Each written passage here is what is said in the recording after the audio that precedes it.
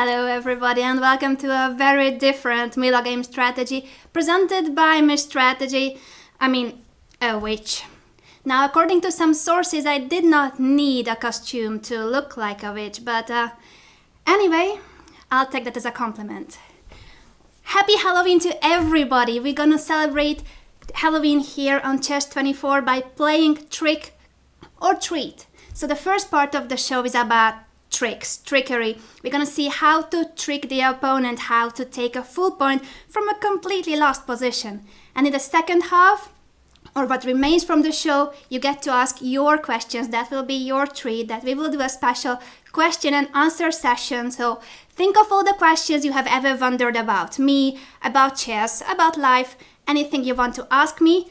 Keep those questions for the end of the show because I'm going to answer your questions, especially the questions asked by premium members. So premium members always get a priority. Let's begin with the trick part. As I said, we are going to learn how to trick the opponent. And I prepared 11 horrific examples on games that did not end in a way that they were supposed to be. Among those games, you will see world champions and you will see even my own games. Why 11 games? Because the World Championship match begins in 11 days. So before we begin, just a few tips on what you need to look for, because if you remember, we already had a session on how to save the game. So everybody who have studied that, you have a big advantage there. If you haven't seen that video, check it out on Chess24 on YouTube after this show because it's going to be very useful. Actually, it's supposed to be one of my best instructive videos, so check it out. You can learn a lot from it according to you guys.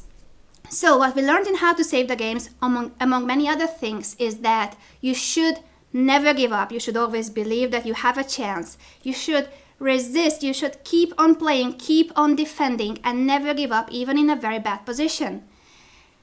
And here, on how to trick the opponent, we're gonna take this a step forward. We are going to steal one full point from the opponent for no reason. We're going to be completely lost in most of the games and we will see how can we turn the tables, how can we actually do some magic on the board. So let's begin with a game by Magnus Carlsen because everybody is in go Carlsen, go Karjakin mode. So I do believe that we should begin with a game by Carlsen and by Karjakin. So here with the white pieces, Magnus Carlsen, but you are not Magnus Carlsen. You are the opponent of Magnus Carlsen and you want to trick him because, let me tell you guys, you are lost.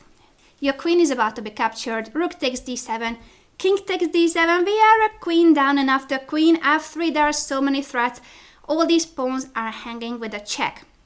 So remember that no matter what, even if you are lost, just keep on playing the best moves. Even in a bad position, there's always a better move. You don't resign. You don't just make any move. You try to defend. You try to resist as much as possible. So in order to do that, I need you to guess the first move. Two pawns are hanging. You need to defend one of them.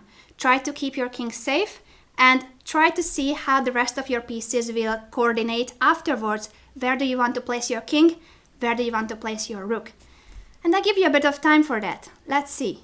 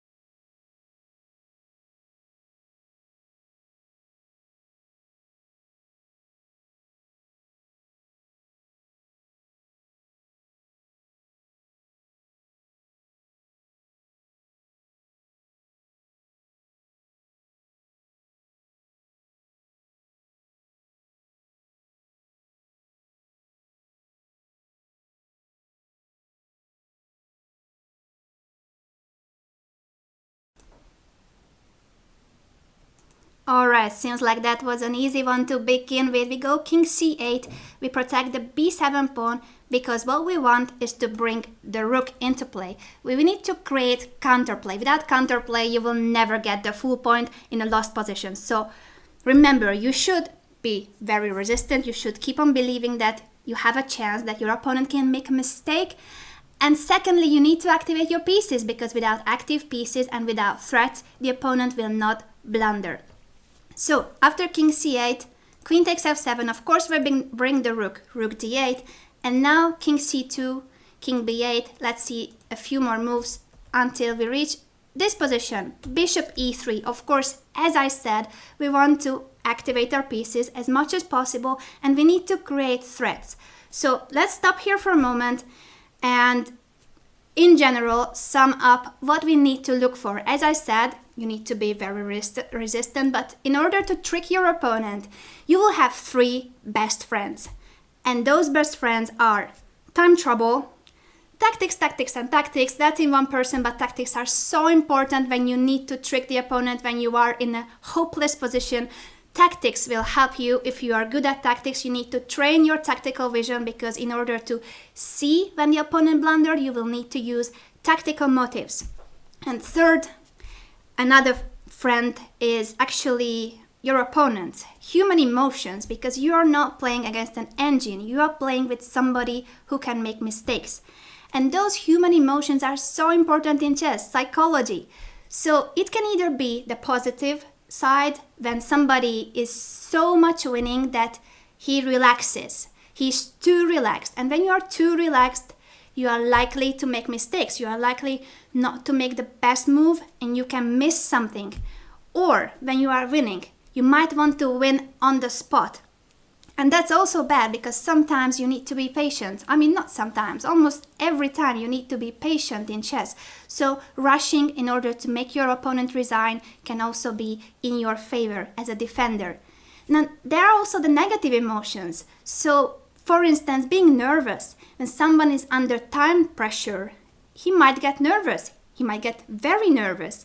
Also, threats can make you scared. They can make you nervous, scared, afraid. So, what a better day to say that? You need to use fear as a helper. It's your best friend. You need to scare your opponent. So, we are creating threats, even if those threats are not real. It doesn't have to be objective. Objectively, you are lost. Just doesn't matter. Move on. So we don't care that we are in a bad position. We don't care that our threats are not real. We still need to scare the opponent and try to make him believe that there is something that there isn't. So let's see how we do that. After g5, rook d2 check, we should attack the king because the scariest thing is when your king is under attack. No matter whether you are winning or whether you are losing, attacking the king, your dearest king, when it's under attack, that's scary. That is really scary. So let's keep on doing that. Knight d1, we try to attack this white king as much as possible. And we are losing because we have a rook and 2 pieces for the queen, but these 2 pawns are marching ahead. So white could actually get like 3 queens. But we will not let him. We will try to attack the white king and we'll try to do something before those pawns promote. After a4, you need to find the right move in this position. As I said, you are lost, but try to make something happen against the white king. And that something is not always a check. You try to create a web, like a spider web. You try to create a situation, a position where the opponent's king is getting into trouble, or at least it looks like it's getting into trouble. So take as many squares away from the white king as possible. Which move is that? Let's see, quick.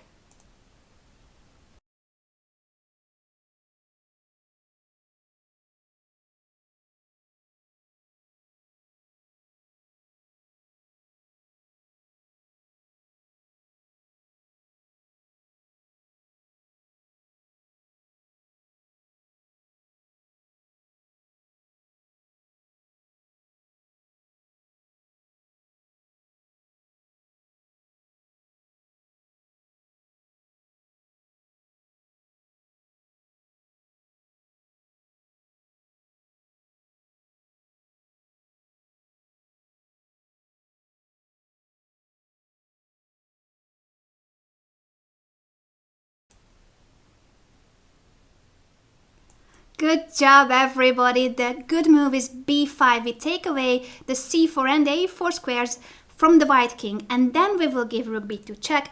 We are not in a rush because this pawn cannot be protected. So first of all, we take these squares away, and maybe in the future we could threaten mate. Let's see.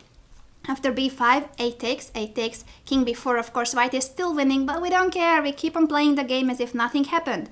Rook takes b2 check, and after king a5, you've got to find the best move here.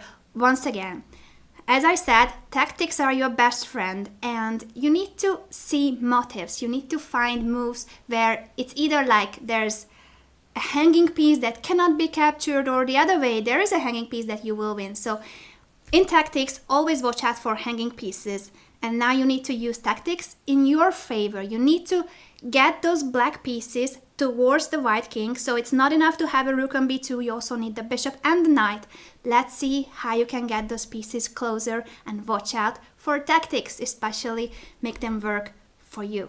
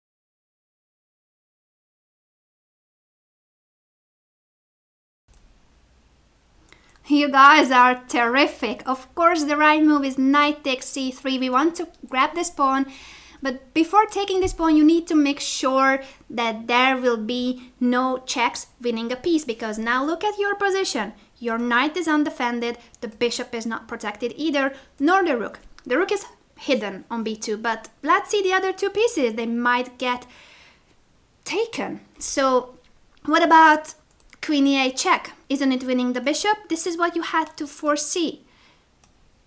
What about this position? Are we losing here? I'll let you think a bit in case you haven't calculated this position.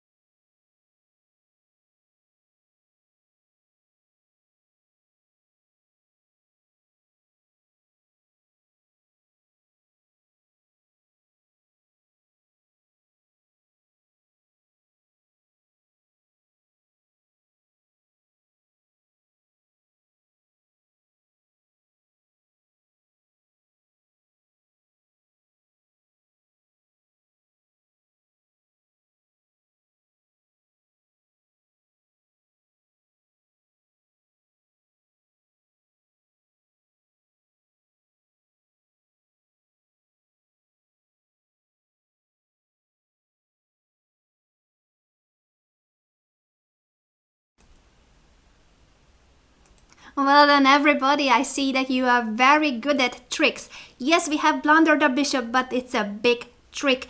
We move the king either to b7 or to c7, anywhere but not a7. If you go to a7, your bishop will be captured with a check. Ouch. So let's go to c7 as in the game, and the bishop cannot be taken because of a beautiful knight fork. So always watch out for tactics when you are lost. It can save you a full point. This move doesn't work. What about queen e5 check? Because we have also blundered our knight. Well, the knight cannot be taken because after king b7, queen takes c3, we are once again winning the queen. Tactics, tactics, and tactics. I told you that it will be your best friend. After king b7, Carlsen played queen g7 check, and he is still winning. And yes, he did not give queen g7 check in order to take the knight on c3. He sees that he cannot capture it. He gave this check in order to make the black king go back to the b8 square to the back rank, and after g6 he keeps on advancing the g pawn. He wants to promote in 2 moves. There's a queen. So what can you do here? You are lost. Objectively, this is lost, this is hopeless, and yet you have one last trick. And Magnus fell for it. You need to find a trap, a trick that can turn the tables, that can give you the full point. How to attack the white king on a5, how to create that spider web around it, how to find a mating net. Let's see. One move is the right move. And I'm not saying that it's a winning move. So you will make that move and then you pray. Because after that move you are still lost. But there's a chance, a slight hope that the opponent can blunder your threat. And if he blunders your threat, you are giving mate. So let's see how to create a mating net here. What piece needs to go where and how to create that. Let's see which one is the first move.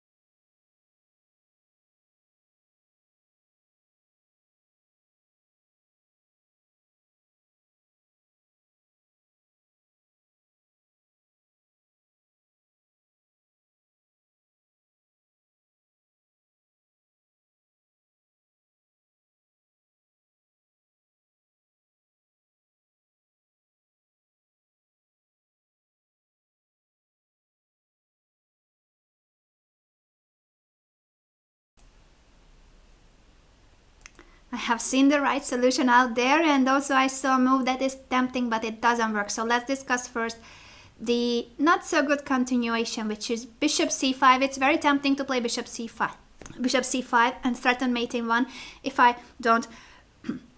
Yeah, actually I have today I don't have my chess 24 mug, but a rather a bug a rather suspicious potion. I'm not sure I want to drink it, but I would really need a drink now. Anyway, I try to catch my breath and keep on talking. So bishop c5 doesn't work. It is threatening mate in 1, but careful. Now this knight can be taken because after queen takes, yes, we are winning the queen with bishop b4, but it's too much material. All our pieces are gone and this pawn promotes. So we are lost, and here we should really resign unless we are hoping for a stalemate. That would be a big miracle, especially if it's Magnus Carlsen who is our opponent. So let's not go for this. Let's see the other move that was suggested, and it's a very good move. It's a very tricky move. So you are lost, but you play bishop b4.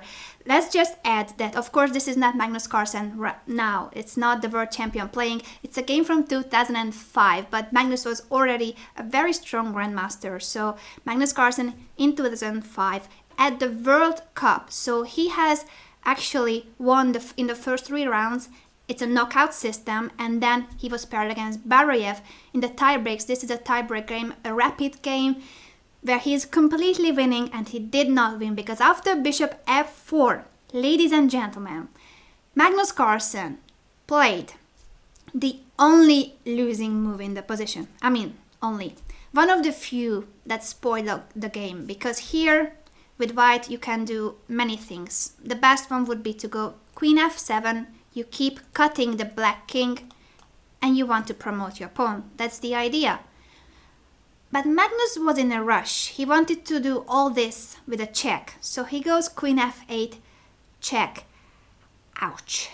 Can you say why this move is so wrong?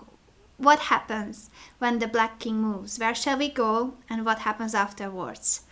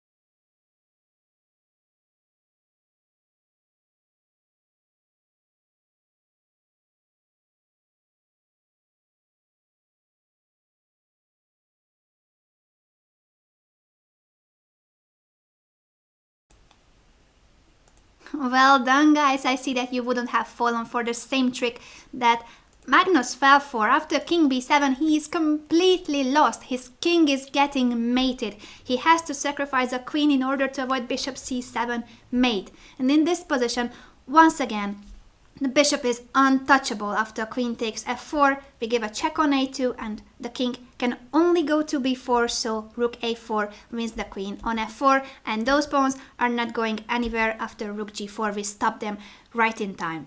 So, believe it or not, queen f8 check. In this position where white is completely winning, you only need to do queen f7 and promote the pawn.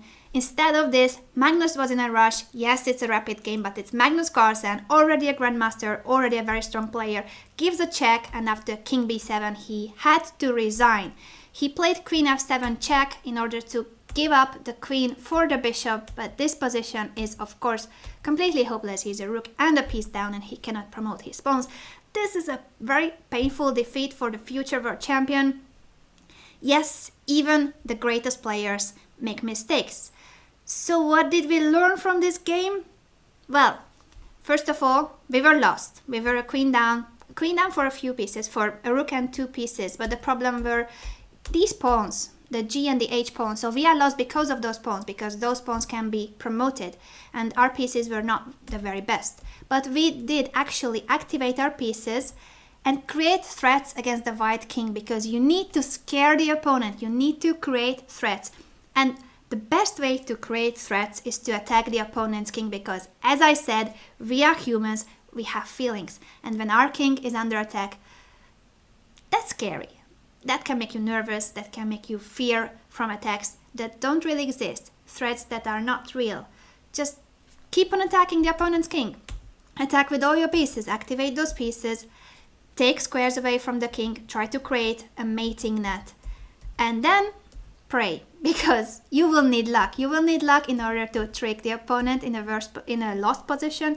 You will definitely need luck, but you earn this luck by being resistant and by believing that you still have a chance. So instead of resigning, keep on believing, keep on resisting, and always make the most annoying move for the opponent. So that's how you get a full point sometimes on lucky days. Not every time, but sometimes you will get lucky with this attitude and by watching out for tactics.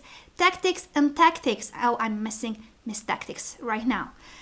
And always. The next game, as I said, is by Sergey Karjakin, so let's just not see how Magnus gets tricked, but also how Sergey gets tricked. Actually, sometimes you will not even need to do anything to make it work for you, to make the opponent blunder. In this position, bishop takes f8, wins the exchange, and rook takes f8. It's true that black has a piece and a few pawns for the rook, but white is better. So in this position, there's no trouble, there's no threat, there's nothing wrong with white's position. White is just simply better, and he can improve his position with many good moves. But what Sergey did, as I said before, is one of the crucial mistakes that you can commit. When you want to win immediately, you want to win right now, you want the game to finish, you want the opponent to resign. So instead of improving your position, instead of keeping on building this position up, you want to win on the spot with a tactical motive. So Sergey spotted also in 2005, so let's say that this is an old game, but he was already a grandmaster, a strong grandmaster, just like Magnus. So he spotted that the opponent's queen on d5 is not protected. And that is a reason for a tactical motive. If he did not have his bishop on d3, he could win the bishop on d4. Is that correct? Well, we'll see. That's what he thought. So he goes bishop takes g6 in a position, as I said, where there was no reason to rush. He wants to win immediately. He takes the pawn on g6. The bishop is captured, of course. And after c3, please tell me very quickly why this combination did not work. What is wrong with this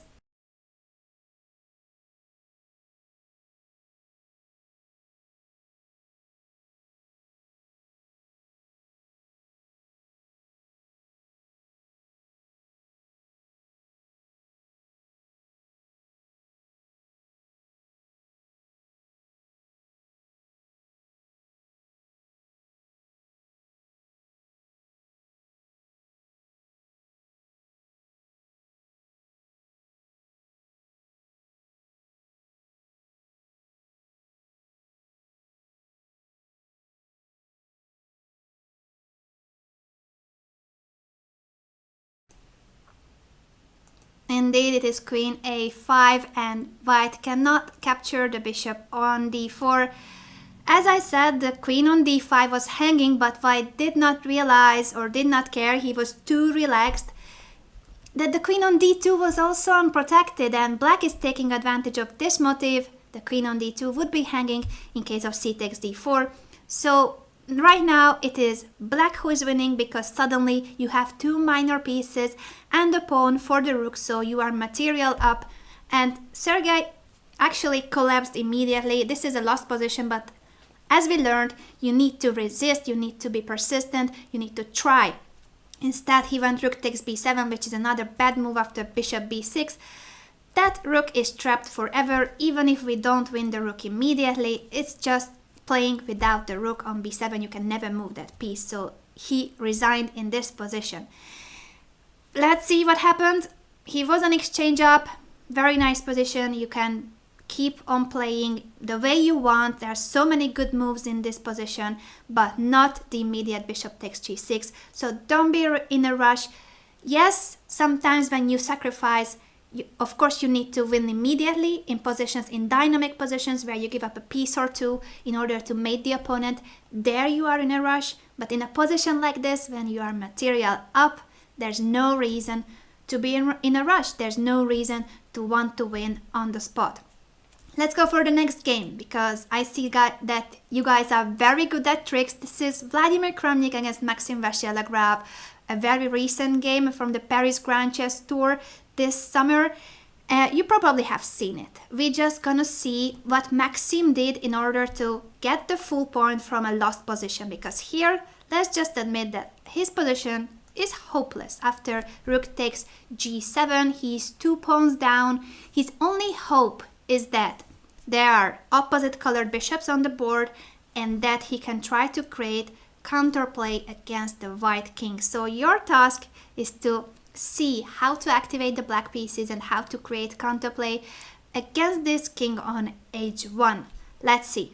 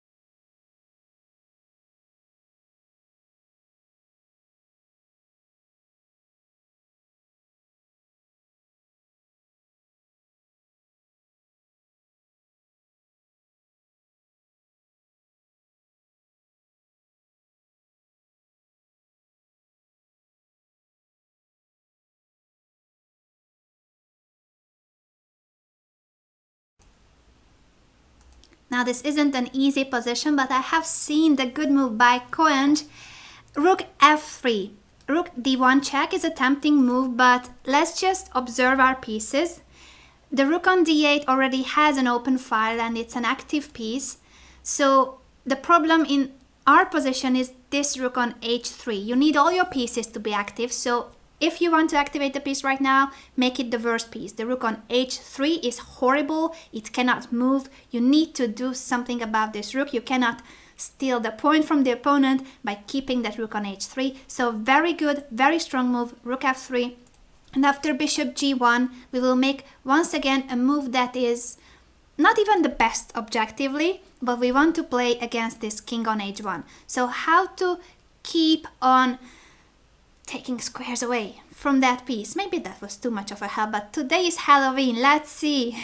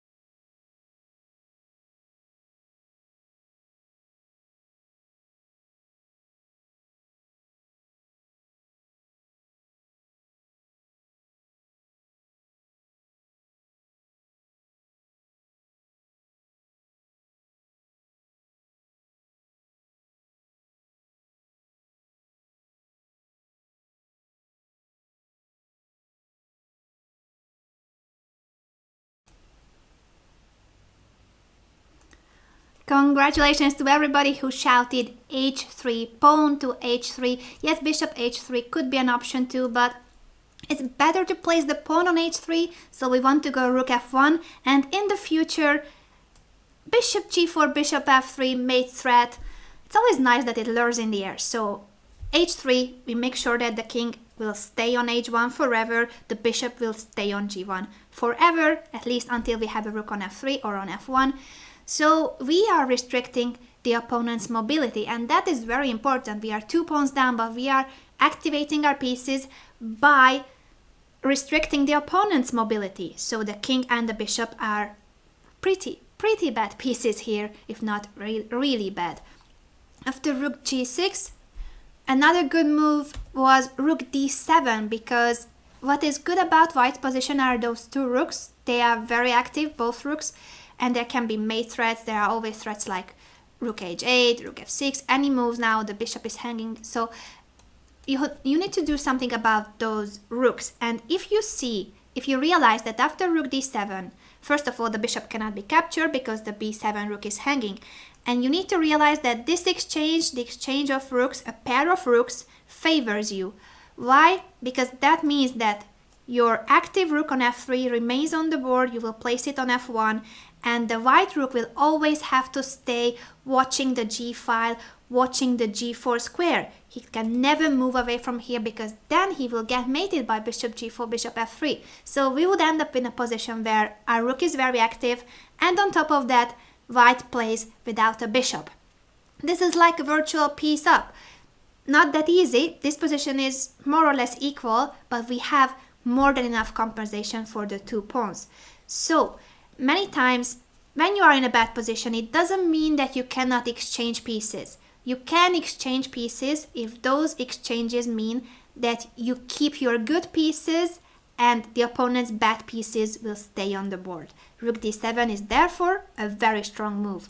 Rook b8 check, king f7, rook to g8. There will be several moves coming. We will not discuss all of them because you definitely saw this game already. You have seen the analysis, the live commentary by Peter Swidler and Jan Gustafsson, so there's no need to analyze this game once again. Let's just mention that rook e8 check was not the best, rook g5 was better, but here it's already not so easy for white to make the best moves. Also, they were short on time. This is a rapid game. Remember that they don't have much time to think.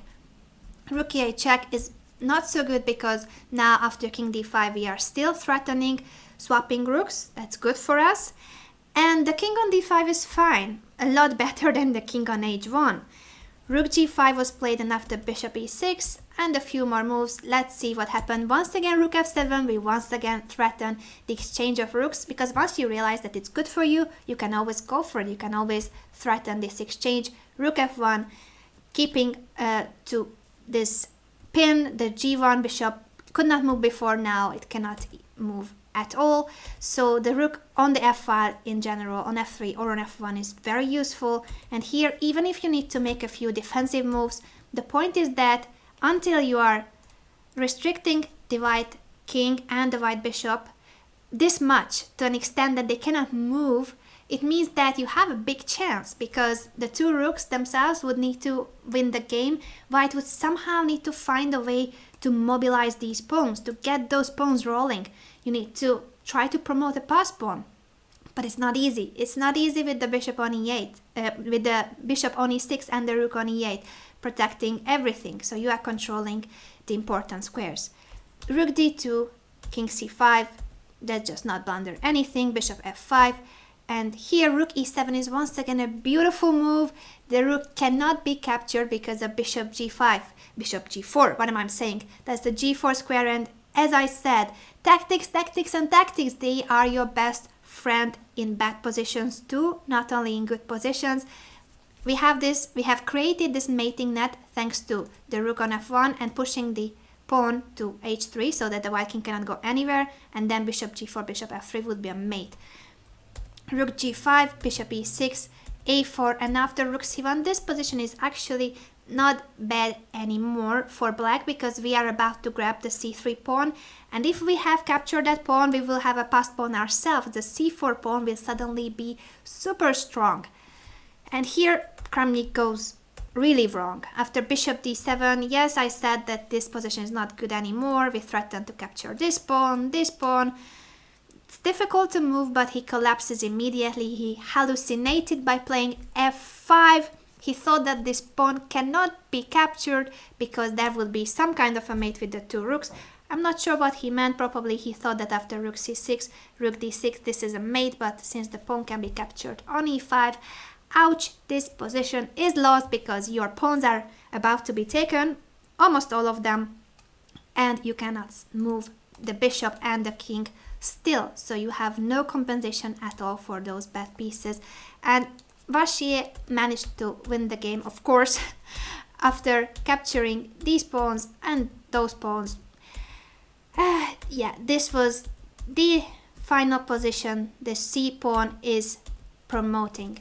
So what you need to learn from this game is once again that you should resist even in bad positions.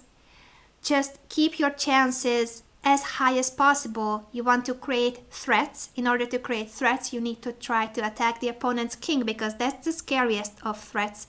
So with rook f3, you need to activate your pieces. You cannot keep that rook on h3. And after bishop g1, h3, the engines hate this move. The engines say that h3 is a bad move, that white is completely winning. But this move, even if objectively is a bad move, I think this is the move that gave the best practical chance to Maxime.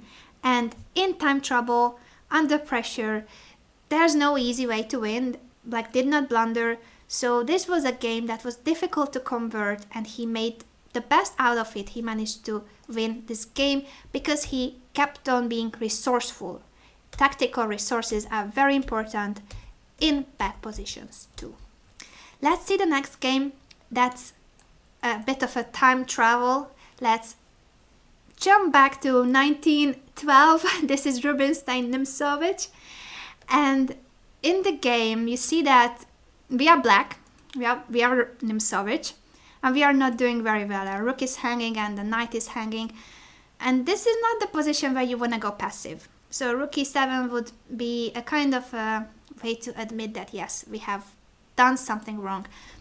You should always check the checks, of course. Queen takes e4 is a tempting move, but it's not the move we are looking for.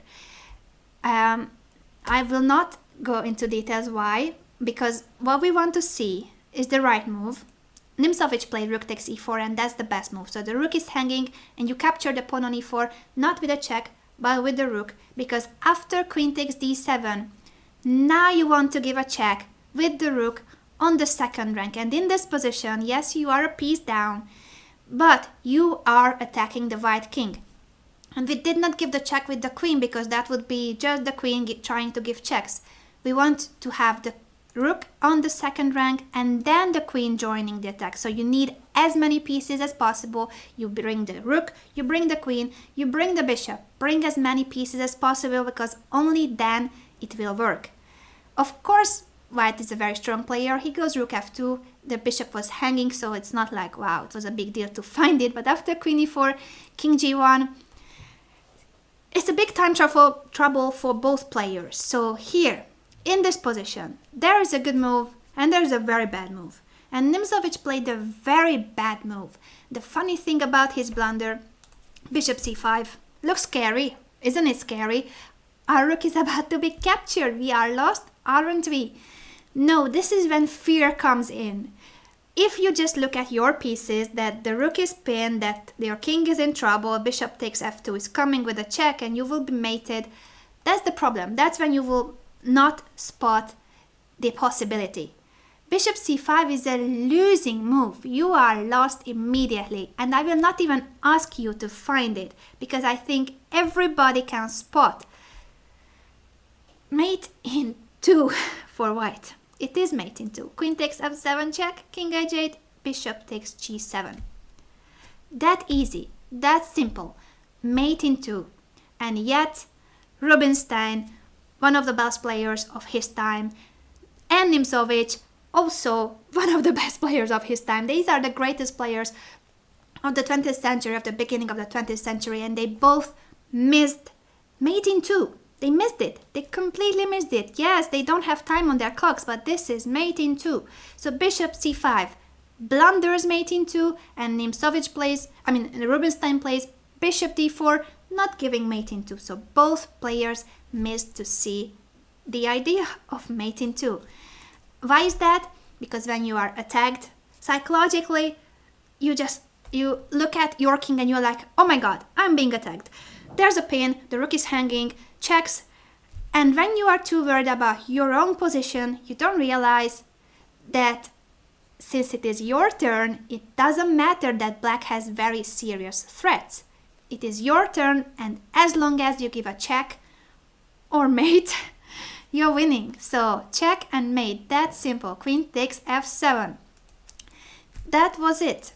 After bishop c5, bishop d4, of course, it is a position that is still winning for white, but mate in 2, not to see mate in 2 is kind of painful. So what was the right move if not bishop c5, which blundered?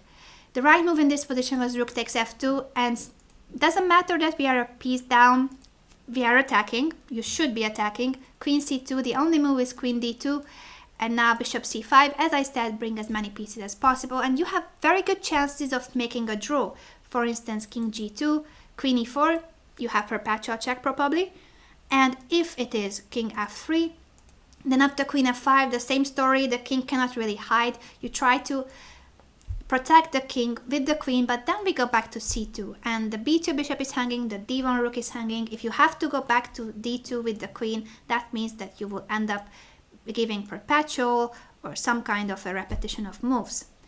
So with active pieces, it is possible, but not by blundering and not by blundering the blunder.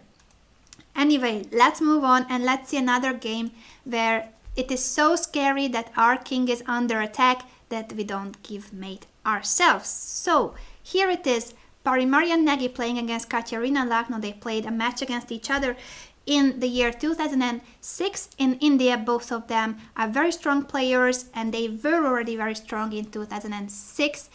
This position is winning for white after bishop takes f7, because even though it's material equality, your pieces are a lot better. This rook on the 7th, the bishop, the knight, this pawn.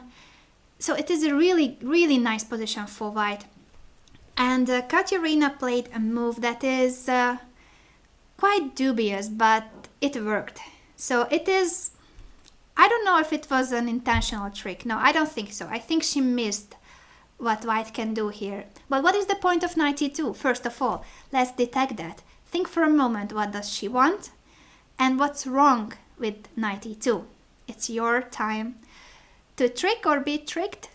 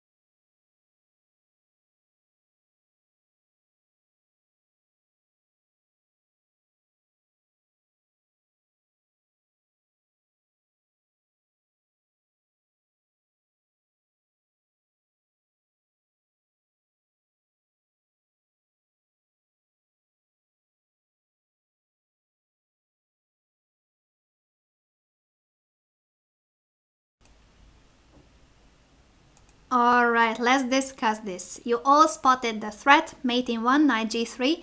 Well done, that was the first step. Now the second step is not to be scared, because you should forget about this. Yeah, it's mate in 1, but it is your turn. And as long as you give checks, nobody cares about knight g3 mate. So let's start giving checks, because those checks can lead to something very, very nice. Knight g6 check, king g7, f6 another check, after king takes, rook f1 check. All your pieces are playing, this is how you should play.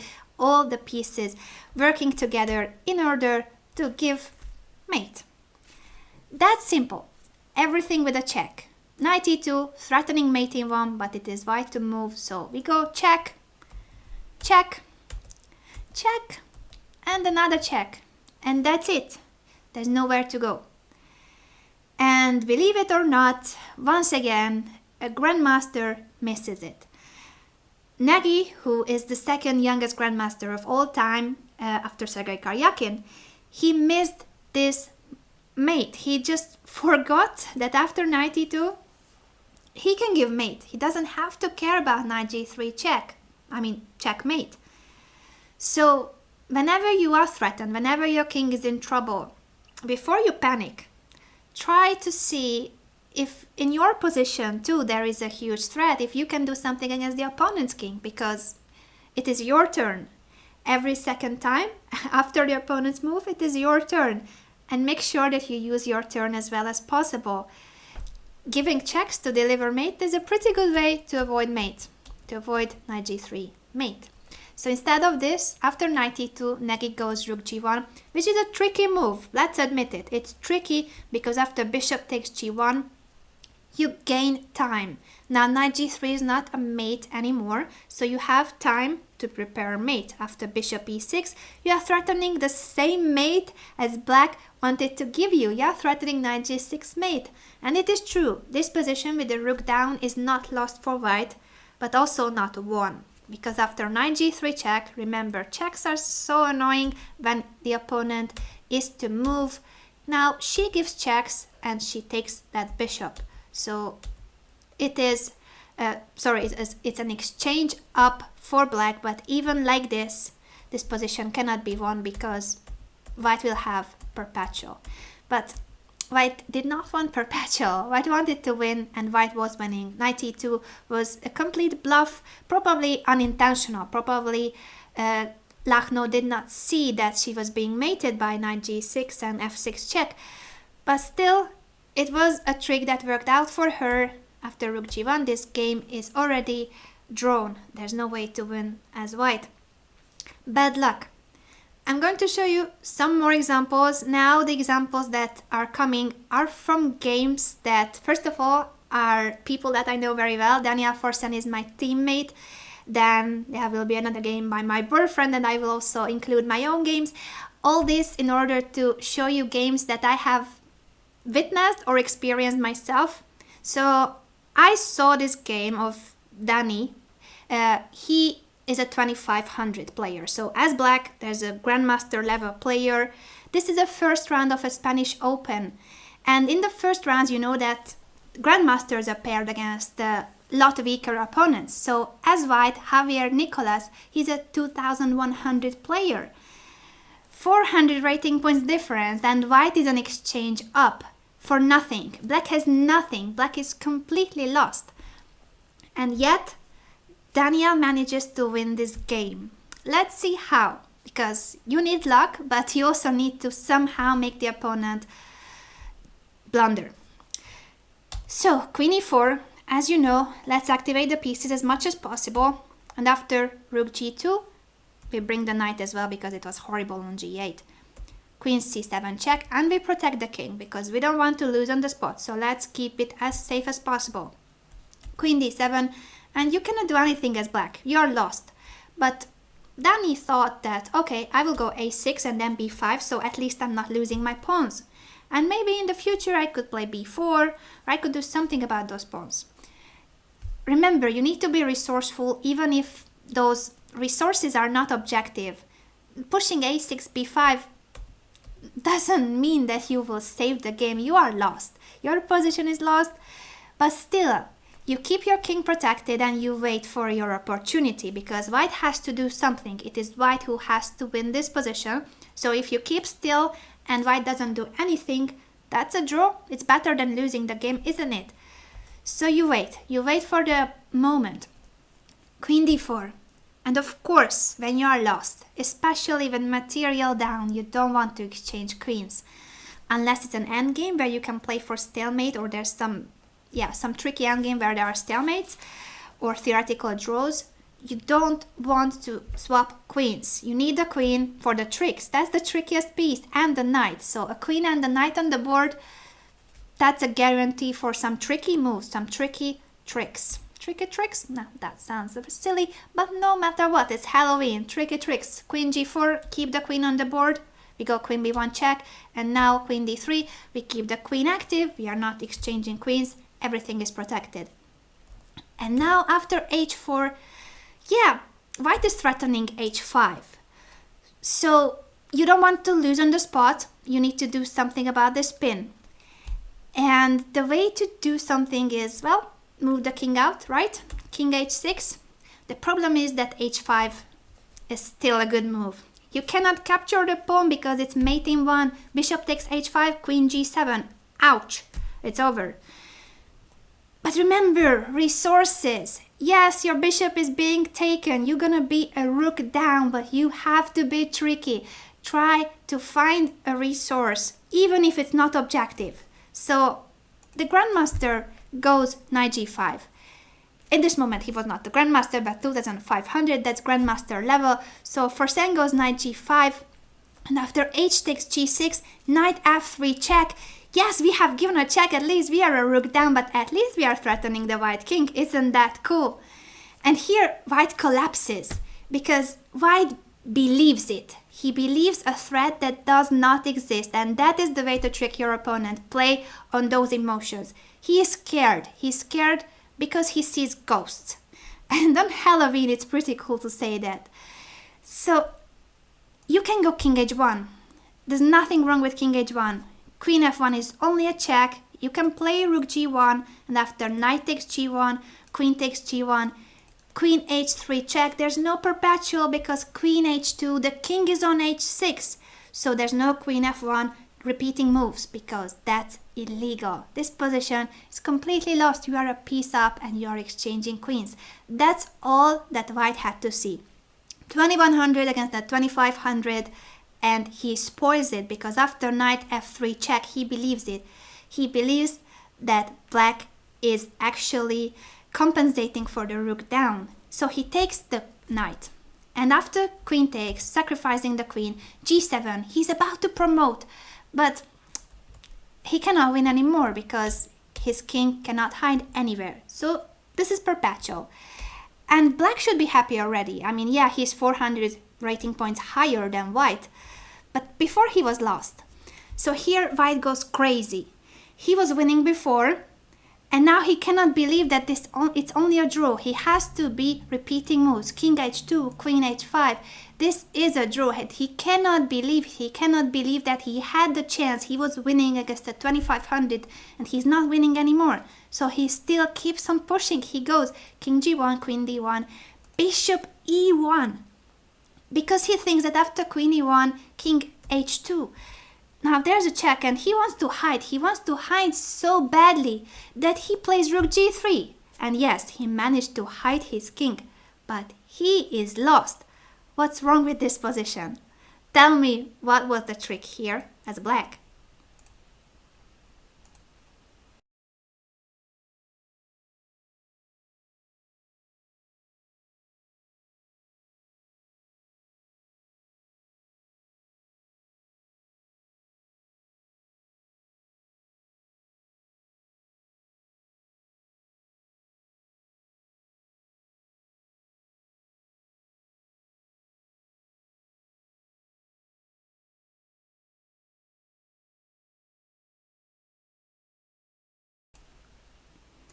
So many tricky players out there and you spot the right move. Queen takes g3, you are winning. This pawn end game after king takes and king takes king takes g7, you are a pawn up, and a few moves later white resigned because it's hopeless. There's no fortress, nothing. There's no defense. This is a pawn endgame that is just lost.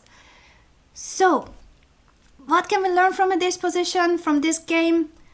Black was completely lost. He's 400 points higher rated than white. So it's very painful. It would have been a very painful defeat for him. But even in a lost position, he kept on playing. He activated his pieces as much as he could. Not that there's much activity here, but at least our queen is active, and that is one of the trickiest pieces, the queen and the knight. So we keep the queen very active. We don't exchange queens. And we wait for our moment because our opponent has to blunder in order to give us half a point or the full point. We are completely lost, we are losing our bishop, but after knight g5, knight f3 check, the opponent believed it, and many times the opponent can see ghosts. So I'm not only saying it because of Halloween, I'm saying it because it's true. Play for those human emotions. We are humans, we can be nervous, we can be scared, we can be under time pressure, and we can make mistakes. So let's make the opponent commit those mistakes. You need to be persistent, you need to have active pieces, and you need to create threats even if they are not real threats. King h1 would have won the game. Let me just add that even this position with the queen down after g7, and even after giving up the bishop with this bishop e1 weird move, white could have still made a draw. If after queen e5 he goes back to g1, this is still just a perpetual. You cannot allow g8 queen. So this would have been a draw, and he had to accept the draw against this strong player, but he did not. He wanted to win. He wanted to win too much. Now the next game, as I said, is from my boyfriend, and here I asked him, can you show me a game where you are completely lost and you were so lucky that you even won? And he told me this game. So let's see, how can you win from a completely lost position? He's not material down, but maybe this is worse than material down. You cannot move your pieces. So he had to go rook a8 in this position. It's such a bad position that you need to put your rook back on a8. If he did not do that, let's say king h8, rook c7 and bishop takes a6, so that pawn drops and you still cannot move your pieces. So he spotted the threat. He goes rook a8, very sad move, but you have to. Rook c7, queen f8, and now we reach a moment where white's pieces are beautiful, very active, very strong, and as black you can barely move. You cannot move your bishop from c8, which means that you cannot connect the rooks.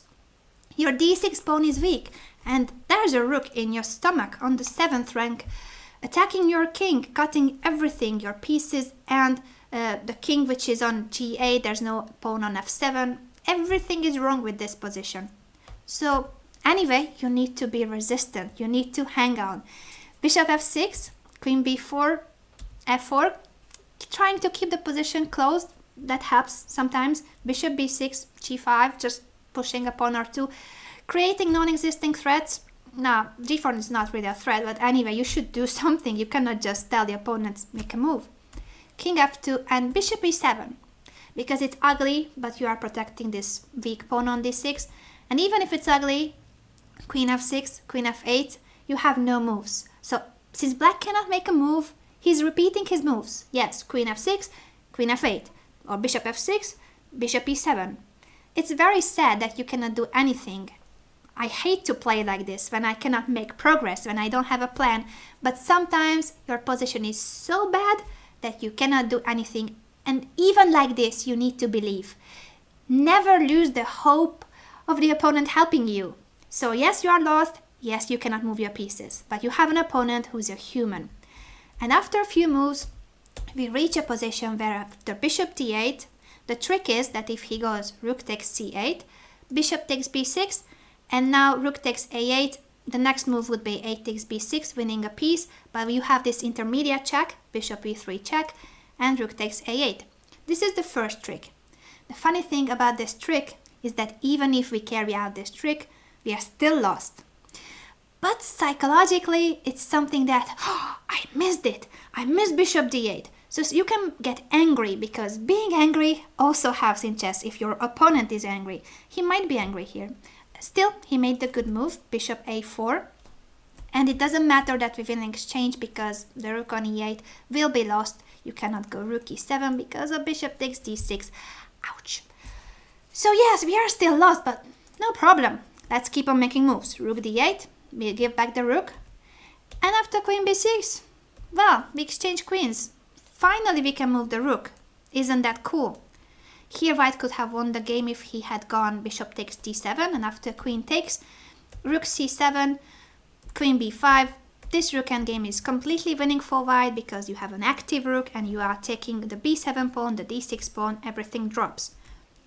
Now he did not see it, and when you start not making the best move as the attacker, it might mean that you spoil the position. He exchanged queens and he went for the rook endgame like this. And Karjakin told me that in this moment his opponent grabbed a queen. So he took the queen, showing that he's about to promote his pawn. Which I don't see which pawn he wanted to promote, but he was still very confident about his endgame. And yes, white is still better, but this is not so much winning anymore. You need to make the best moves in order to convert this into a point.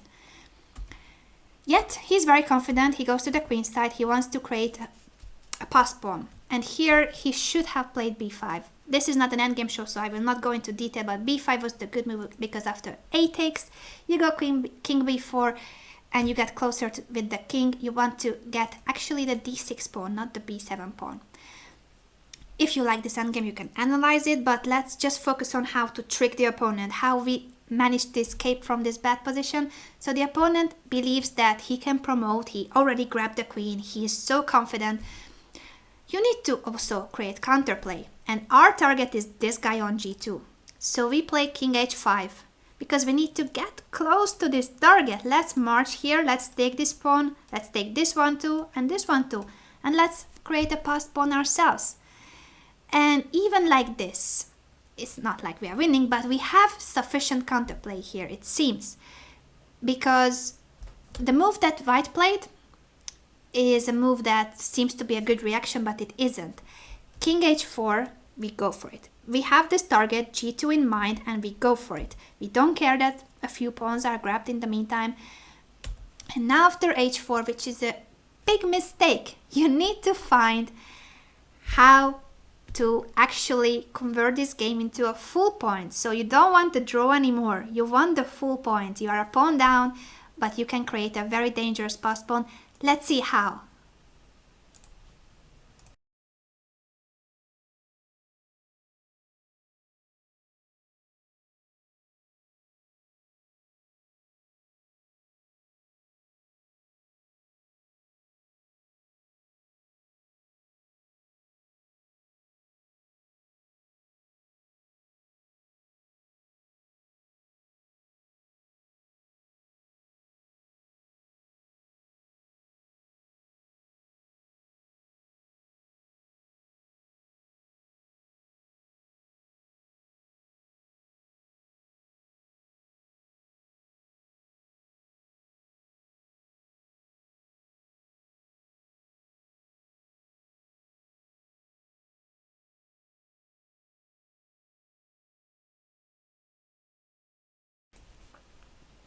Good job, everybody.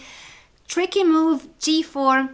Yes, after g4, actually we are winning. We give up another pawn, so we will be, for the moment, 2 pawns down. But after king takes g2, doesn't matter that we are in a rook endgame with a pawn down because the quality of the pawns is a lot better for us. We are promoting the f pawn, and white has to resign.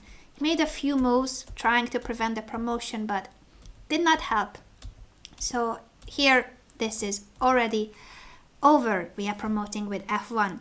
What you need to learn from this game, well, is that even when you are completely lost and you cannot make a move, you have no single plan, you have no threats, you have nothing. Just keep on playing, because you have really, seriously, 2 options here. You either keep on playing and you believe it, that you can actually get something more than a loss from this game. So if you keep on playing, then hope for the best.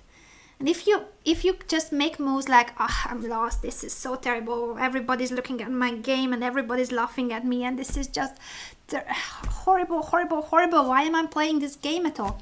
then resign. Really, seriously, that's the worst when you're playing a position where you are like, this is horrible. Don't do that. You either enjoy playing, you can enjoy actually even bad positions because you have nothing to lose. I mean, in worst case, you lose this game. So what? I mean, your position is lost. Don't worry about anything in a lost position. You can only make it better. And you can many times make it better by believing that there's a chance that the opponent makes a mistake. So the right attitude can get you many, many points. And being resistant, watching out for tactical motives. Here it was an endgame, but still the attitude is the same. And now is the moment when I show you two of my games. I'm not proud of any of them, but today is a trickery day, isn't it? In the first game, I will be tricked. I'm white here and I played this game a month ago, so it's a very recent, very painful cut. I was winning. I'm playing against Anna Rudolf, who is somewhat higher than me, but we are of a similar strength, I believe. And this was a time trouble game. This was move 40, so suddenly we have half an hour plus on the clock, which is good news because I needed to calculate. And yet, with 2 pawns up, I don't win this game. It's not that I don't win it, I even lose it. Let's see how I lose this completely winning position. I play bishop d6 because it's really cool, threatening mate in 1. Everything is fine until here. Bishop h6, that's the only move for black, you have to play it. And now it goes a bit wrong. Well, maybe kinda wrong. I played bishop takes b4 and I take the third pawn. Maybe that was too greedy. Yeah, sometimes I'm greedy. But anyway, it's not so easy, the position. And why it is not so easy? I'm 2 pawns up, but there are certain problems with my position, and those are thanks to the active black pieces. Look at the black queen on d5, look at the rook on the second rank, and look at this rook on g3. So I can barely move my rooks. They are bound to defend. I cannot leave the back rank because of rook c1. I always have to protect the g3 pawn too because there can be tricks by a sacrifice on g3 or f4 and then capturing on g3. So I cannot activate my rooks, and my bishop has not much to do either. I mean, yeah, it's cool on d6, but I cannot really move it. I capture the pawn because I want to create a passed pawn, but it's too slow. So what I had to do here was to create threats myself. I had to go queen d8 in order to threaten queen e7 check. Then I could, after this check, I might capture the pawn on f6. Not so easy, but I'm 2 pawns up and I should be winning. But what is sure that I shouldn't have given the chance for my opponent to push f4, because suddenly the position is really getting dangerous. So I see that, I freak out, and I play queen d6 because that's what I think everybody would do. When your king is under attack, you try to exchange queens. And that's a good idea actually, but it doesn't work. I mean, it's not like I'm winning. I'm not winning anymore, because f takes g3 is a very good move. So if in case of queen takes d5, this is a very painful intermediate check and my position is lost. After e takes d5, rook c1, the f pawn will promote. Painful, yes, I know. So queen d6, even though I had to play this move, it doesn't win the game anymore. My trick is that after queen h5, I have rook e1 and then I'm attacking, not black. But of course my opponent played very well, she played f takes g3. I have to take this pawn, and after rook takes, I have to take this with the queen.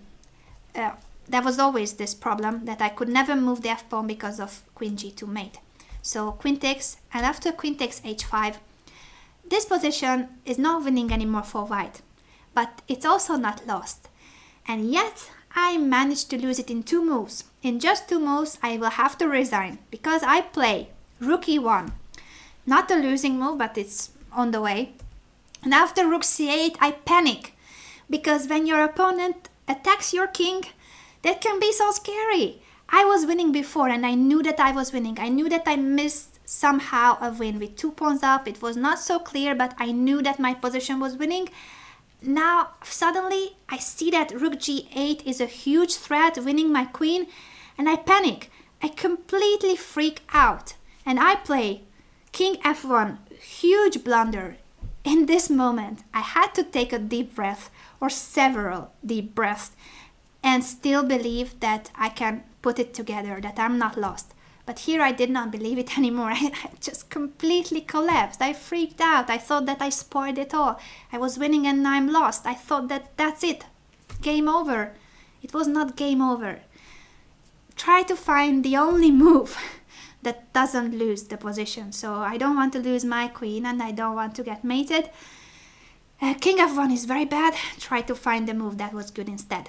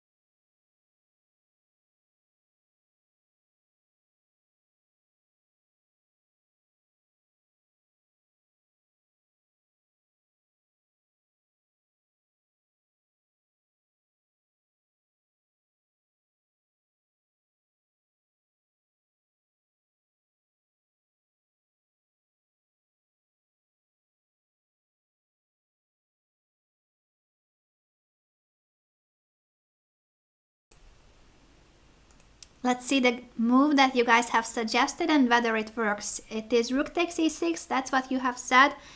And it could have been the good move, but unfortunately it isn't. But it's not easy to refute it. I did not even think about this move. As I said, I panicked, I freaked out, I thought that I was lost and I did lose the game. So when you believe that you are lost, you will actually lose. So rook takes e6 would have been a nice resource, and here it's not so easy for black to win. King takes e6 doesn't win the game because we have this beautiful tricky line queen d6, and whether king f7, well, king f7 I think is pretty bad because of queen d7, so only king f5 comes into consideration, and now queen d7, and I don't even know where to go with the king. Maybe I have to go this way to try to come to f3. Anyway, probably this will end in a perpetual check, so I cannot hide my king anywhere as white, but I'm also not losing. So rook takes e6 is actually a very good suggestion. Congratulations everybody who have seen this move. It can be refuted, but with an engine move. So the engine way to refute it is bishop f8. Probably nobody would play this move. Anyway, that's the refutation, and somehow I'm still lost as white, unfortunately, but I should have played rook e6. I'm sure that this move is a very good practical chance to survive, but I did not. As I said, I completely collapsed. I played king f1, and after king f1, queen b5, I'm dropping a piece, and I cannot even prevent it. I go rook e2, and now it's even worse. I mean, all my pieces are hanging, and I'm even losing a rook. Rook takes e1, and then the e2 rook is hanging. All my pieces are pinned. Everything is tied up, and I don't even have a check. That's the worst, that I cannot even give a single check. I don't have any checks. I had to resign. I made a few more moves, and then I resigned in a position where either rook takes e6, which is a tricky move, well done guys, or queen d3 would have saved the day still, because rook g8 is a check, but I can go to f1 and I can hide my king. So the point is that by placing the queen on d3, I avoid all the checks coming from b5, so I'm not dropping the bishop on b4, and I can go king f1, king e2. This position is of course still not clear. If black goes bishop f4, for instance, maybe I would have lost it still, because there are threats all over the board. But I had to hang on. I had to be persistent, and I had to change the chip in my head. Before I was winning and I had to defend, and I couldn't. Sometimes when you are winning and then you spoil it, you are just so upset, you are so angry that you even give up the full point. You can't even make a draw. And that's what happened to me. Now let's see. This was how I got tricked, and I want to show you a game where I trick my opponent. Unfortunately, Udania and I get on very well, but this was a decisive game at the same tournament. On this game and on my teammates' games, what depended was whether we get relegated and we go down to the first division in Spain, or we take the bronze medal. So if we win, we are bronze medalists, and for my team that would have been a huge result, and actually I must tell you that we won. We got the medal. But in a strange way, because here as black, I'm pretty much worse. This position is bad because all the white pieces are active. I have holes in my position. There are checks everywhere, knight jumps. This pawn is always hanging. I cannot activate my a7 rook. So all the white pieces are fine and the black pieces aren't. And yet I managed to trick my opponent. First I give a check because I want the king to go backwards, not to come to f5.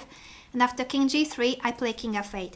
The first moment where I had to calculate a lot, actually, because this could be a good idea. What I want is to get my king out of the knight jumps, right? Because the knight is tricky and I don't want this knight to be able to jump with a check somewhere. Because it's annoying, it's always in the air. So I move my king out, but I had to see what happens after rook f5. Because if I have to go back to g7, then I haven't achieved anything. It was pointless to go king f8, right? So my plan was to go king e7 and step right into a knight fork, because it's a tricky move. Knight c8 check doesn't win a rook because I can go king f7 and the rook on d4 is also hanging. This was the first point of my variation. The second point is that I wanted my king out of the checks for a reason. And the reason was the following. After h4, white is advancing on the king side, trying to get my knight away from g6. I play knight e7, attacking the d5 rook. Now my opponent goes rook b5. And here, believe it or not, after rook d8, I'm winning. And that was the trick. That from a lost position or a pretty bad position, by playing a few tricky moves, king f8, then knight e7, and then rook d8, I ended up having a winning position. Now I give you some time to find the reason why this position is winning for black. Let's see.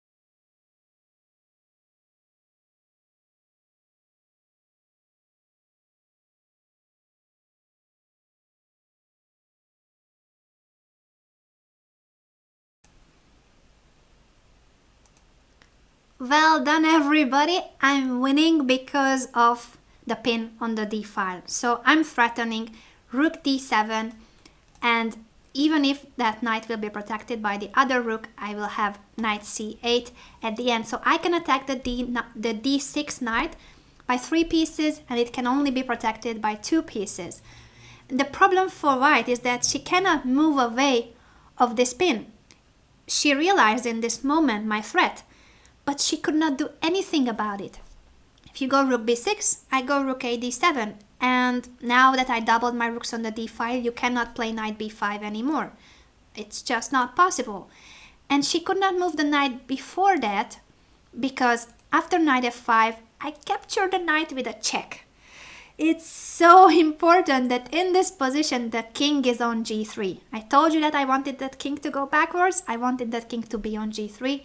So there's no knight f5 in this moment. If she had her king on h3, you could play knight f5 and you would actually save the piece and you would probably win the game as white. But the king is on g3. Very much bad luck, but actually it was intentional from my side, because I was playing for this trick ever since I played king f8 and gave the check on g6. Now, white can try g5, that's what she played, but it doesn't help. After rook a d7, g takes f6, all you need to do is move your knight away, attacking the rook, and after that you will capture the knight on d6, and I won the game a few moves later. With a piece up, it's actually quite easy, much easier than winning this position that I had before I ended up finding this trick. So how did I see this, and how can you spot a similar trick? First of all, as I said, if you want to play for this pin on the d file, you need to get your king out of the checks. It's just not possible to pin something that can jump away with a check. So make sure that there are no checks with the piece that you want to pin. Secondly, you need to chase away one of those rooks of the d file. If not, there's no pin. There's only a pin after the rook moving away from d5. And secondly, the way to exploit the pin is to double rooks, and rook d8 is a very funny move and the only move that wins, because here you can try rook a8 with the same idea, but it's not the same. There's rook b7 here. So this is a move that in the other position doesn't work because of the pin rook d8, and there's no rook b7 because you can just take it. So it's very important to see these tactical ideas, to have a tactical vision. Even in bad positions, you might spot something. It looks like there's nothing to fear from in this position as white. You play this position with active pieces, more space, you are attacking the weak pawns of black. This is an endgame. What could go wrong? What can go wrong is that even like this, there are tactical motives. So be resourceful and find a way to exploit the opponent's relaxed state, because as I said, when you are winning, you might be too relaxed. You might not find the best moves. You might miss the opponent's threats. After knight e7, white had to play rook h5, and then she's not losing. Still, it's unclear that what would happen in this game. The point is that rook d8, rook h7, rook a d7, now rook f7 check, and the rook can move away from the d file, so my knight would be hanging when I take the knight on d6. This was the way to escape from my trick, but since my opponent didn't realize my threat, only after rook d8 she realized that she was in trouble. It was too late. She was already tricked. So I get tricked many times, and I also trick my opponents. It just depends on the attitude, and I tell everyone, all my students, so all of you guys, that you should always believe that you have a chance. Don't resign, and I don't mean that you don't resign physically, I also mean that you don't resign within you. Inside, you need to believe that there's a chance that the opponent can make a mistake. So keep on hoping, keep on believing. The final two games are examples of positions where you don't even need to do anything. Just the opponent hallucinates, doesn't see something. In fact, they don't see mate in 1 or mate in 2 many times. There are games where you see titled players not giving mate, and this is one of them. This is Jolanta Zawadzka against Elizabeth Betts. Both of them are 2,400 players. This is a World Championship match, very important game, a classical game. Already in time trouble, but come on guys, this is why to move.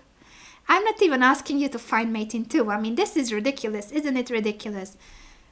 Yes, knight g6 and rook g7. Yes, we can all see that. But sometimes in a game, this is move 60 already, so Both of the players are tired. Black doesn't see the threat. If she had seen it, she would have played rook g5. No, she doesn't see it. She goes rook a5.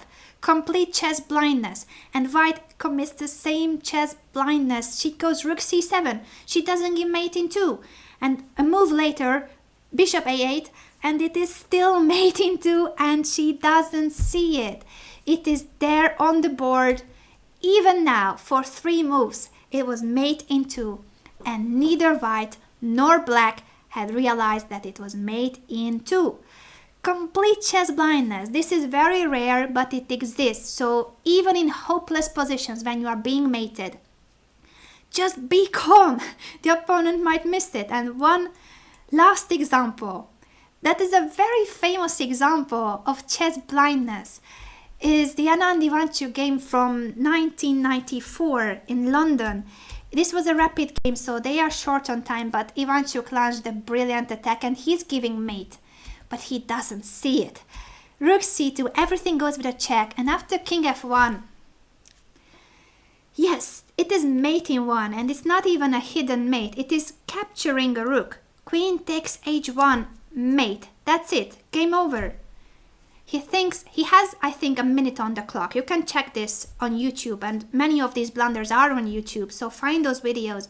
And it's even more instructive to see the players, their gestures. You see this video and you see Ivanchuk thinking. He has thought for several seconds. He has a minute on his clock, and he's thinking and thinking and thinking, and he doesn't find mate in 1. He just completely blacks out. It's complete chess blindness. It's like the square, the h1 square did not exist on the board. He doesn't see that square. He goes queen f4 check, complete blunder. After knight f3 he's lost. He's a rook down. Yes, he was giving mate, but not anymore. So it happens. And when it happens, I mean, the double chess blindness is even more rare, the previous example. But this one, I'm sure that Anand saw the mate. I'm sure that when he plays king f1, he knows that he's getting mated. But still, you have to have a poker face. You cannot tell your opponent that you are lost. I mean, he might realize it. How many times in this position black will not give mate in 1? Maybe 1 out of 100. But still, until there's a slight chance, don't give signs to your opponent. Don't start shaking your head. Don't do this. Don't resign. If he doesn't see it, you might win the game, and that's what Anand did. He kept his poker face. He kept as relaxed as possible, or actually, well, I'm sure he was nervous inside, but you have to fake it. You have to pretend that everything is all right. So fake it till you make it. Yes, he pretended that there was nothing wrong with his position. He's threatening mate in 1, so he's happy. But no, it was mate in 1 for him.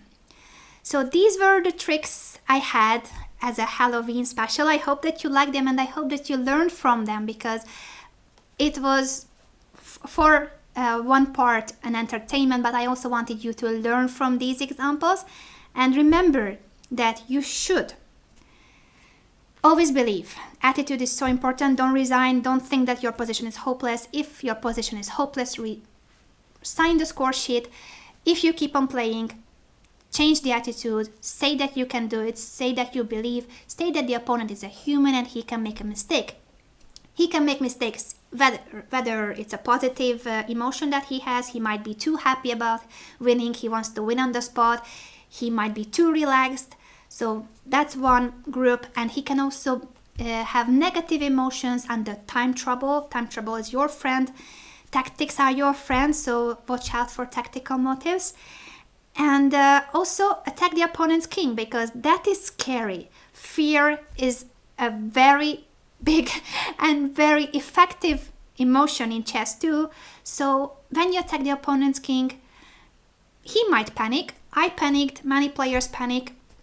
Even if you are winning and you suddenly are threatened mate, or something goes on against your king, that's scary. And when we are scared, we might lose our objectivity and we might not find the best moves. So these are my tips on how to be tricky in the middle game. Of course, if you want to be a tricky player, then you can play gambits, learn openings where you sacrifice pawns and you have a tricky attack for it. And in general, enjoy playing the game because it's not only the result that matters. So yes, we have seen how to steal the full point from the opponent, but it's just about being resourceful and keeping the game going on as long as possible. So even in a lost position, keep on playing, keep on hoping. And now it's time for the treat, because I said that at the end of the show, I will let you ask your questions. So anything you want to know about me, about chess, about life, ask those questions. Premium members get priority, of course, as usual, but I'm looking forward to all the questions you have, and I try to answer as many as I can. I think we have time for a few only, but I will try to be quick and pick the best questions. So it's time to write those questions in the chat below.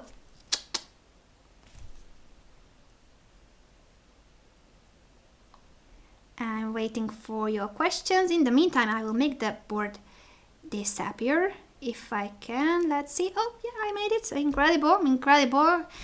Especially if we take into account my ability of using information technology and computers. So, let's see. Conj is asking, how was baby tactics? It's true that I've been to Georgia recently visiting Sopeko. As most of you know, she became a mother, Anish a father. They have a lovely son called Daniel, and he's so adorable. I was hugging him and holding him every day that I spent in Georgia, in Tbilisi, and it's just so nice to have a baby. I started to feel like I should have a baby myself, but I'm not having a baby yet. I'm not planning it. Neither my boyfriend plans it. Maybe in the future, but baby tactics is a very cute baby, very adorable, and he might become a chess genius. He might be the next world champion, because even I saw him when he was only 1 week old, and already as a 1 week old he's so how to put it, he is so thoughtful. He seems to be thinking all the time. He has facial expressions that are like a wise man's facial expression, so he's always lost in thoughts. I think he's going to be very smart and very handsome too. Next question. Let's see. A good opening against e4 for black to play for a win. Maybe I'm not the best to answer, because most of my life I've been playing the French defense, and sometimes it's not the best opening to play for a win, especially when your opponent plays the exchange French, that I don't like much. Anyway, if you are superior to your opponent, even in that variation you can win. But in general, to play for a win, I recommend the Sicilian defense against e4. I think that's the most complicated. That's where you have the best chance of getting an unclear position. And even if you are somewhat worse in the Sicilian, let's say you have a hedgehog with less space and passive pieces, even then it's not so easy to crack your position. So I like the Sicilian because it's very resourceful and it's so rich. All the different variations of the Sicilian are complete different words. So depending on whether you want to play positional or you want to play very sharp, you can choose from the dragon to the knight or to the pulse. And so many options. I suggest the Sicilian to everybody, and I started to learn it myself. Maybe it's too late for me, I'm old, but I started to learn it too. Let's see any more questions. I should scroll because I see, let me see, this I have answered. The next show, I'm not sure when is it going to be exactly, but what is sure that it will be announced a couple of days before, so you will know it in time when is my next show. I cannot say it's next Wednesday because I have moved and I'm still packing out of the bags and boxes. I know I told you in September that I was moving to a new place, I have a new home. But since I left to Hungary and to Georgia, I'm still in the moving mode. So once I install everything in my new home, I will be able to have my regular shows. I think the next show will be next week, but I cannot tell you yet which day. So keep on checking Chess24 every day read the news here, follow the tournaments here. Use the tactics trainer, because in order to be resourceful and have tactical vision, you need to have good tactical skills. So by playing on Chess24 and improving your tactical skills, you can gain lots of rating points and having the right attitude. So the next show, I believe, is next week. Not sure the day yet, but it will be announced here on Chess24. Let me see what other questions you have. So, I need to scroll. Thank you for complimenting the show. I'm glad that you like it. I'm always happy to see positive feedback. Also negative feedback, because I'm always ready to learn from my shows and I always try to improve my shows. So whether it's a positive or negative feedback, you are very welcome to tell me. Don't tell me that I'm horrible, because that hurts. But in a nice way, you can always tell me also the things that you don't like. I can improve them. Everybody can improve their performance, whether teaching, whether presenting, anything. Also your chess. We are in a constant improving, and that's the beautiful thing about the life. We are never perfect. But I try. I thrive. I try to be as good as possible. When will be Mr. Strategy instead of Miss Strategy? I cannot tell yet. You gotta ask my boyfriend. I don't know. You can try to ask Joaquin. I don't have a ring yet. Ask him.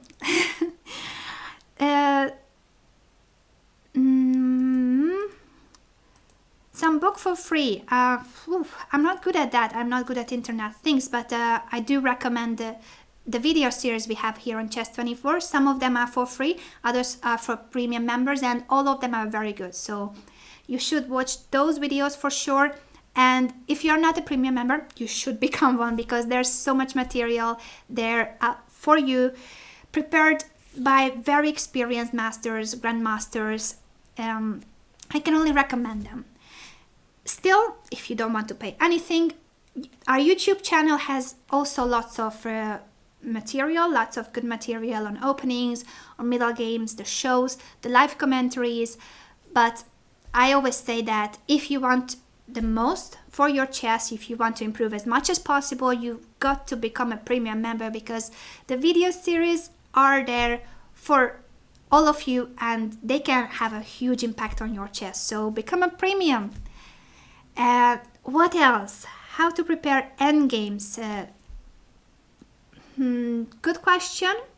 I would say that even though Mark Dvoretsky is, rest in peace, I'm really sorry what happened to him. I think it shocked all of us, but his books are the best in endgames you can find. So Mark Dvoretsky's Endgame Manual is one of the best endgames books you can get, and it's a book that you buy and you feel like you don't want to open it, because it's like 1,000 pages and that's scary.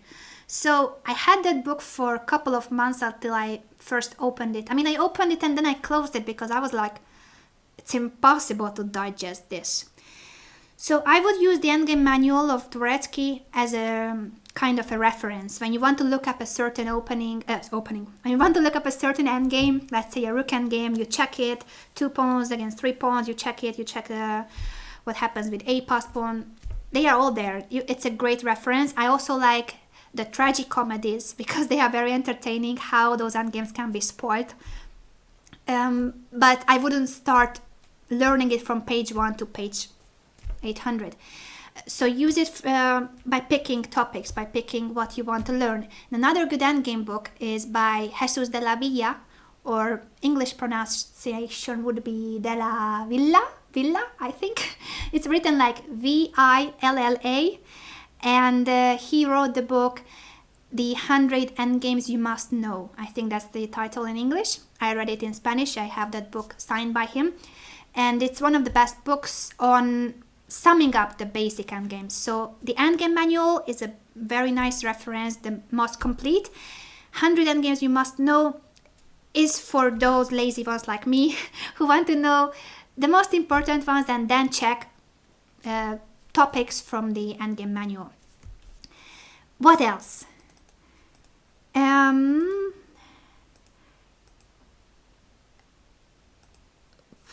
Kramnik student is saying that according to Wikipedia, the oldest GM was Enrico Pauli, who became a GM at the age 88.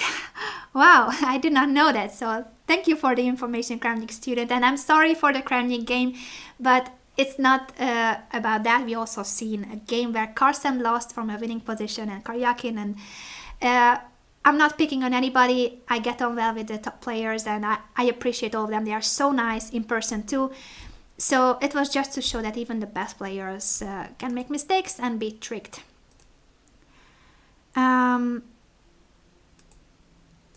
Let's see.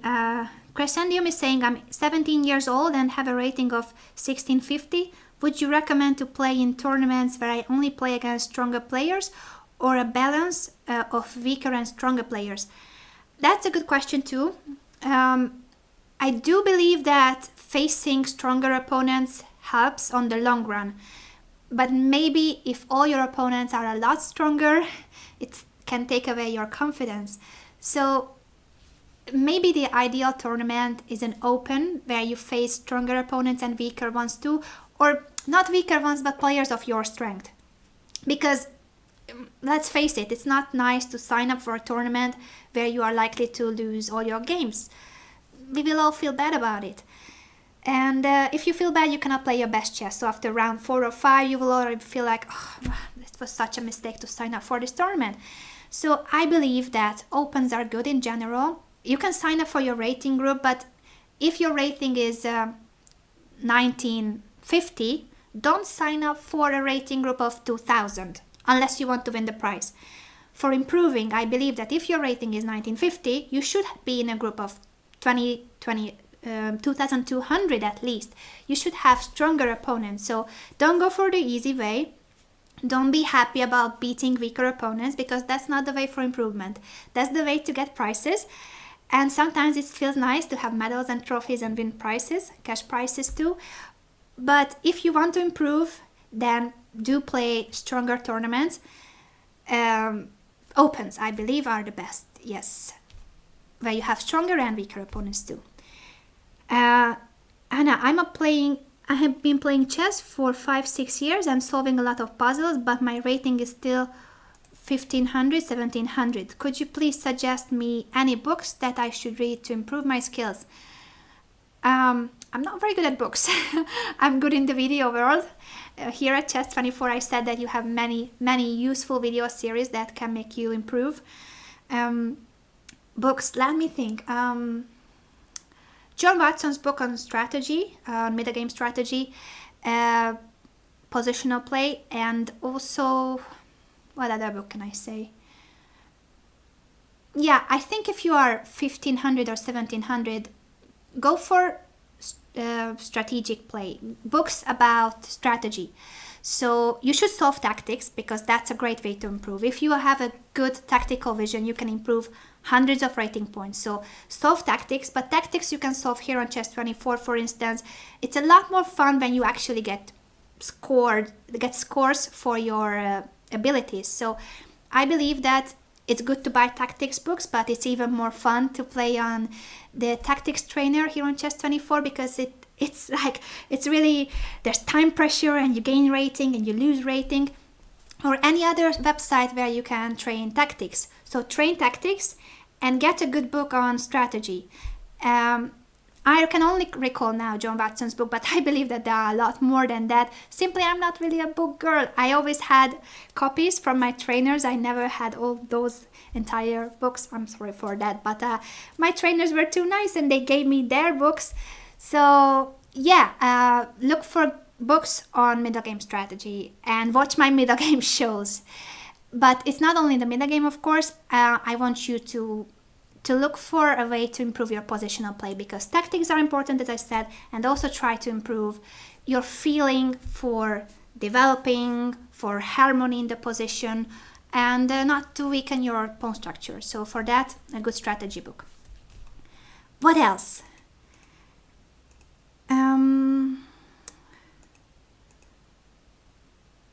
Will Chess24 be offering commentary on the World Championship? Cricket is asking. I'm pretty sure of that, and I'm pretty sure that you will soon see announcements on that.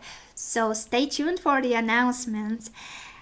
You should definitely get back to Chess24. Visit the website every day. Since the World Championship is in 11 days, I told you that we have 11 model games because there are only 11 days for the match we've been all been looking for. By the way, are you cheering for Carlsen or Karjakin, and who do you think will win the World Championship? That's my question to you.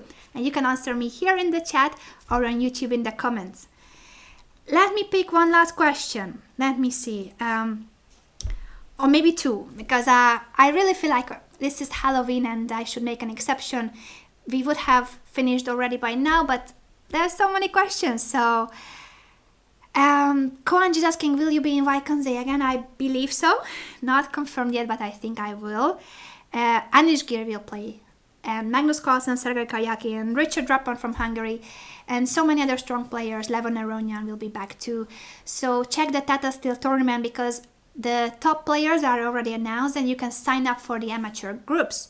Make sure to sign up because it's so nice to play that tournament, to play in Vaikanze with those top guns fighting in the same space as you do in your tournament.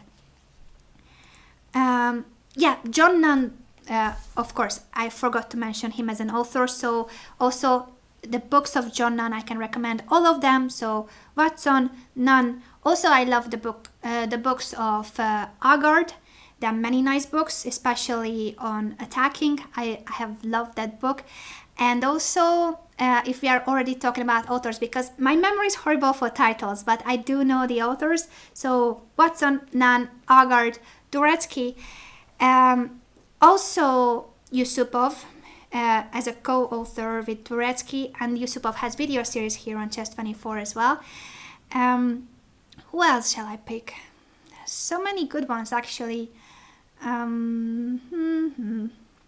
Video series. I think I have mentioned most of the ones I like, but I'm sure that I'm missing out on some people that I will be like, how could I forget his name? But I'm very bad at memorizing names and titles. That's pretty bad. My memory is not very good, so I think I could improve chess if I had better memory.